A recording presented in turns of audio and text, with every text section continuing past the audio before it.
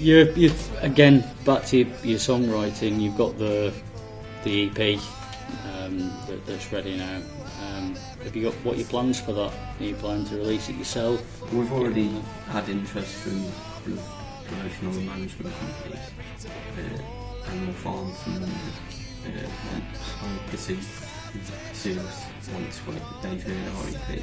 So I think we're just going to get out there, but probably give it out at gigs and stuff. I was going to say, saying that about Animal Farm, that was just off the back of the tracks we got on our mice, which, to be honest with you, looking back now, they're not very good compared to what we're doing now. Yeah.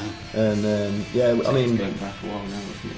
Yeah, but I mean, we've also been in touch with iTunes to see if we can get it on there as well. Yeah. And we've sent off an application and like a few demos, but I think they want to hear the finished product when it's all mixed. I mean, it's in a state now where you can listen to it quite happily, but it does, because we're perfectionists. We just want to mix it and get it all. I think we just want to get the best we can.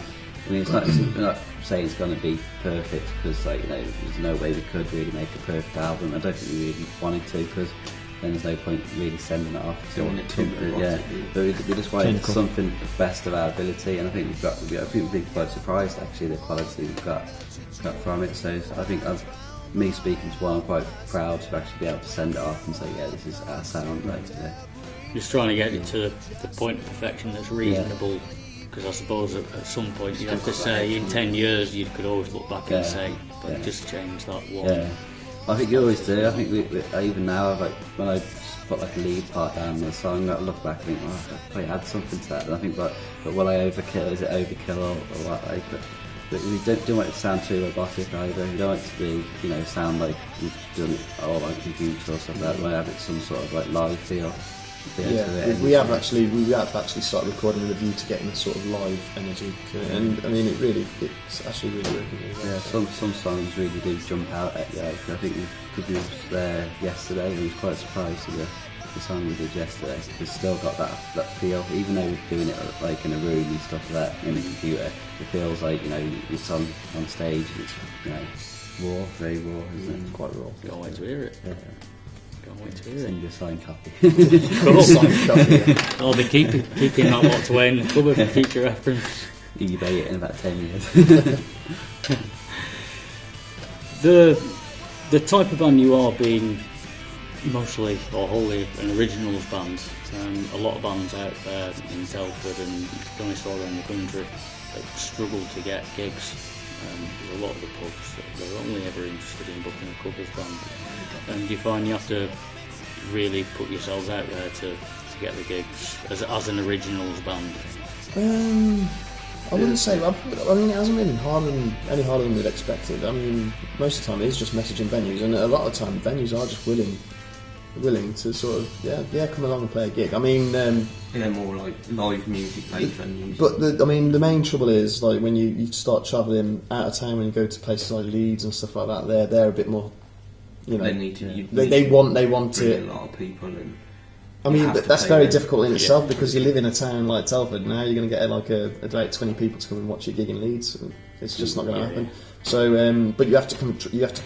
It takes a lot more convincing. You have to send them to CD so they can check you out, check out your sound, because they just can't be bothered to listen to MySpace half the time. But there is quite a lot of swirls of apathy.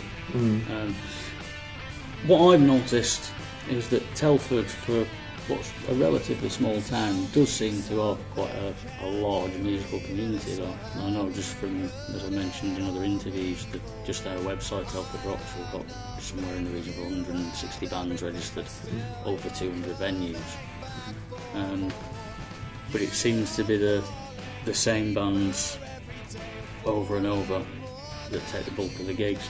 Do you think, bands like yourselves, do you think that's because you are willing to put yourselves out there and get on MySpace and message the venues and the other bands, whereas a lot of the bands we're more than willing to promote ourselves to the point where it's shameless, to be honest with you. So we're happy to do that. I think one day when we was recording, we had two of us recording, another two of us on a computer and a laptop, literally messaging venues.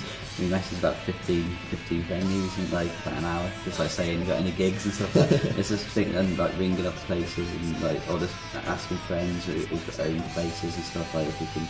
We've done a few weddings for friends and stuff like that, just to get people to see us. And it's work, isn't it? Yeah. And I think that's it's the hardest thing we've found. It's not really getting the gigs; it's getting the audiences really. Because you notice a lot of people can be quite cliquey. If they're there to watch friends' bands, they won't watch the other bands. They'll just wait outside. They've done that way outside the door as soon as their friends' bands on. That's it. They'll all pile in that. It's not with every gig. We had some good responses from other people, but there has been times we just thought, is there any need? We've gone, and our people have come with us, have sat and watched other bands and stuff like that, and think, what? It's all like music, isn't it? You're all in the same boat at the end of the day.